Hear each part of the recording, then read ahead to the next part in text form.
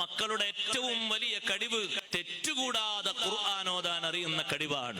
അതിലപ്പുറം ഒരു കഴിവ് പറയാൻ ലോകത്തൊരു കുട്ടിക്കും കഴിയില്ല. ആ കുട്ടി എത്ര ഭാഷ സംസാരിച്ചാലും ഖുർആൻ ഓതാൻ അറിയില്ലേ, കഴിവ് കുറഞ്ഞവനാണ്. തെറ്റുകൂടാതെ ഖുർആൻ ഓതാൻ അറിയാത്ത മോനാണോ നിങ്ങളെ മോൻ? LLB അല്ല, BBC അല്ല, എന്ത് CC പഠിച്ചാലും ശരി, അവന് നിലവാരം കുറവാണ്. ഖുർആൻ നന്നായി പഠിപ്പിക്കണം. അത് മാതാപിതാക്കൾക്ക് വുജൂബാണ്, നിർബന്ധ ബാധ്യതയാണ്. മക്കൾക്ക് ഖുർആൻ ഓത്ത് പഠിപ്പിക്കൽ, അതിന് വലിയ ശ്രദ്ധ പുലർത്തണം. ജീവിതകാലത്ത് മാത്രം ഉപകരിക്കുന്ന ഒരു വിഷയമല്ല ആ ഖുർആൻ പഠനം. ഈ കുട്ടിക്ക് മാത്രം ഉപകരിക്കുന്നതല്ല.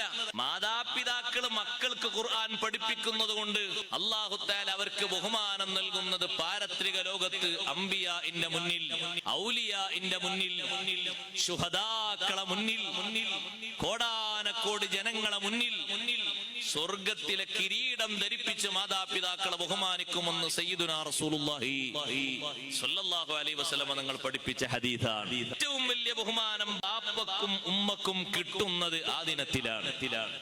അതിനവർ ചെയ്യേണ്ടത് എന്താണ്? മക്കൾക്ക് ഖുർആനോത്ത് കൃത്യമായി പഠിപ്പിക്കണം. അതിന് തടസ്സം നിൽക്കരുത്.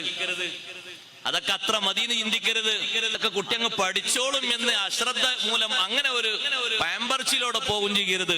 കൃത്യമായ ഉത്തരവാദിത്വം നിർവഹിക്കണം. നിങ്ങളെ കുട്ടി അക്ഷരങ്ങളൊക്കെ ഉച്ചരിക്കാൻ കുറച്ച് മടിയും പോരായ്മയുള്ള ആളാണെങ്കിൽ സ്പെഷ്യലായിട്ട് ഒരു ഉസ്താദിനെ വെച്ച് സ്പെഷ്യൽ ശമ്പളം നൽകിയിട്ട് തന്നെ പഠിപ്പിക്കണം. ഭാഷ അറിയാത്ത കുട്ടികൾക്ക് നമ്മൾ അങ്ങനെ പഠിപ്പിക്കൂലേ? ഏറ്റവും വലിയ പഠനം കൊടുക്കേണ്ടത് ഖുർആനാണ്. ഒരു ഖാരിനെ ചുമതലപ്പെടുത്തിയിട്ട് വേറെ തന്നെ ശമ്പളം കൊടുത്തിട്ട് കുട്ടിക്ക് അങ്ങനെ പഠനം നൽകണം. ഓരോ ദിവസവും സ്പെഷ്യലായിട്ട് ക്ലാസ് കൊടുക്കണം. കൃത്യമായിട്ട് ഖുർആനോത്ത് പഠിപ്പിക്കണം. നമുക്ക് വേണ്ടി മയ്യത്ത് നിസ്കരിക്കാനുള്ള കുട്ടി നിസ്കാരം ശരിയാകണമെങ്കിലും ഫാത്തിഹ തെറ്റുകൂടാതെ ഓതാൻ കഴിവുള്ളവനാകണം. തെറ്റുകൂടാതെ ഫാത്തിഹ ഓതാൻ കഴിയാത്ത കുട്ടിയുടെ മയ്യത്ത് നിസ്കാരത്തിന് എന്ത് ഫലം? അവന്റെ ഖുർആന്റെ ഖത്മിന് എന്ത് ഫലം? ബാപ്പക്ക് വേണ്ടി ഒരുപാട് യാസീൻ ഓതിയിട്ടുണ്ട്, മുഴുവനും തെറ്റാണ്. എന്ത് ഫലം? ആര് സ്വീകരിക്കാൻ? അത് അള്ളാഹുവിന്റെ കലാമാണ്.